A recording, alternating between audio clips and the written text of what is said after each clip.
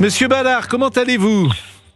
Bien, Pascal Praud. Vous aussi, j'espère. Mais écoutez, je m'amuse à voir les commentaires de tous depuis quelques jours qui expliquaient que Marine Le Pen avait perdu sa respectabilité, qu'elle avait mis par terre 20 ans de travail en prônant pourquoi pas le chaos. Et lorsque tous ces éditorialistes, et François-Olivier Gisbert le disait tout à l'heure, disent quelque chose, je me méfie et j'ai plutôt envie de penser le contraire. Et puis, j'étais ce matin avec Gérard Carreyrou dans l'émission de CNews, qui trouvait qu'au contraire, c'était un bras de fer gagné pour Madame Le Pen, qui, à la manière de Trump, disait-il, avait pu changer la donne du paysage politique français. J'ai l'impression qu'on n'est plus déjà dans le chaos, là, et que j'ai regardé l'eau de la Seine ce matin, ce n'est pas une rivière de sang, donc j'ai l'impression que, avec le temps qui va passer, les discours d'hier seront peut-être très vite oubliés.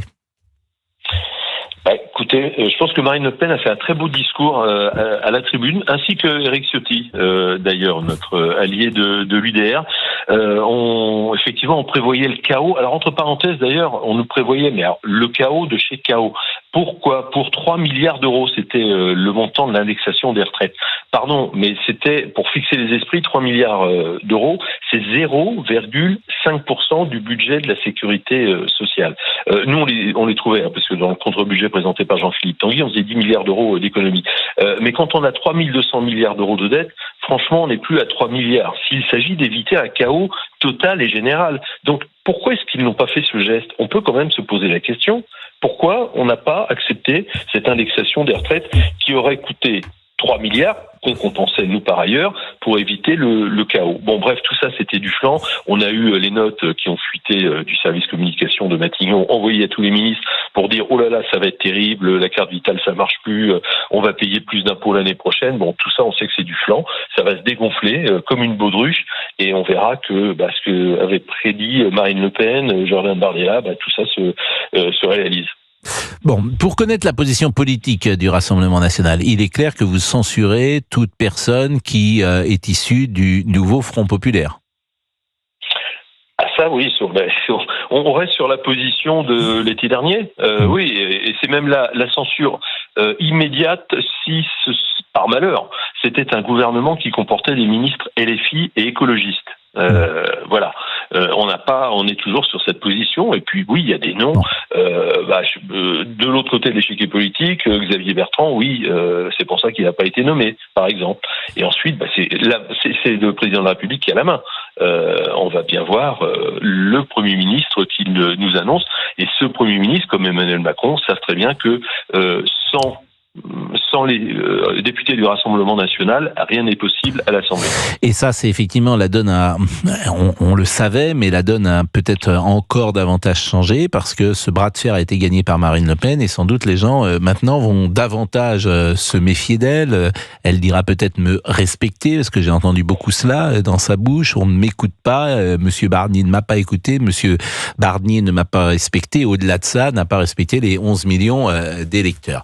Parmi les personnalités, justement, on cite parfois Monsieur Roland Lescure comme futur ministrable ou futur Premier ministre. Il semble qu'il ait pris des positions assez rudes contre le Rassemblement national et je voulais connaître votre avis sur Monsieur Lescure. Oui, effectivement, c'est l'aile gauche de la Macronie, Monsieur Lescure, avec des mots très durs à l'encontre du Rassemblement national. Donc c'est sûr que ce ne serait pas un très très bon signal d'envoyer, mais Marine Le Pen l'a rappelé hier soir sur une télévision. On va attendre, on attend effectivement du respect, mais c'est pas Marine Le Pen, Jordan Bardella ou les modestes députés. On veut juste qu'on respecte les 11 millions de Français qui ont voté pour le Rassemblement national. Et puis après, écoutez, ça sera la même démarche qu'à l'automne dernier. Vous savez, nous, on n'a pas voté la censure au mois d'octobre. La première censure qui a été déposée par le nouveau Front populaire et Marine Le Pen avait expliqué qu'on va laisser sa chance, en quelque sorte, à M. Barnier. On le jugera sur pièce, notamment au moment du budget. Et il faut aussi avoir à l'esprit le discours de politique générale de Michel Barnier, dans lequel il disait « Je vais construire un budget en écoutant toutes les sensibilités représentées dans l'hémicycle ». Malheureusement, ça n'a pas été le cas. Donc on attend le nom et puis on verra. Certains ont interprété la censure de Marine Le Pen, décidée par le Rassemblement national, pour deux raisons. D'abord, le réquisitoire lors de son procès, il y a quelques jours. Et puis également la volonté de faire tomber, de faire démissionner plus précisément Emmanuel Macron. Est-ce que c'est exact ? Non. On va prendre les deux points. Vous savez, fouiller dans les archives, les premières critiques envers le budget, nous les avons émises à partir du 15 octobre. Et le réquisitoire a été prononcé de mémoire le 16 ou le 17 novembre, donc un mois plus tard. Donc faut décorréler les deux, ça n'a rien à voir.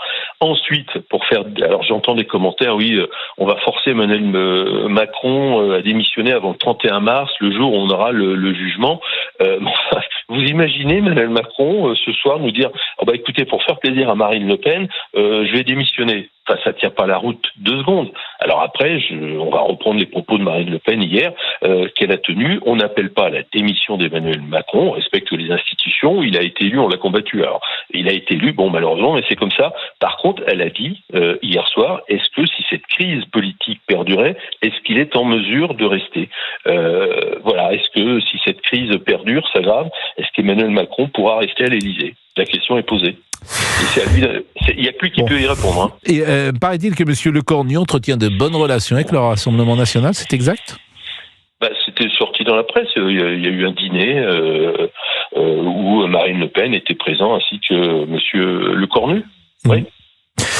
Écoutez, merci grandement Philippe Ballard pour cette intervention. Est-ce que vous pensez d'ailleurs ce soir qu'on saura le Premier ministre ? Je ne sais pas si vous avez des informations à nous donner. Vous fûtes jadis un journaliste et un journaliste remarquable sur la chaîne Info, mais vous n'avez pas d'informations à nous donner. Vous n'avez pas une petite indiscrétion.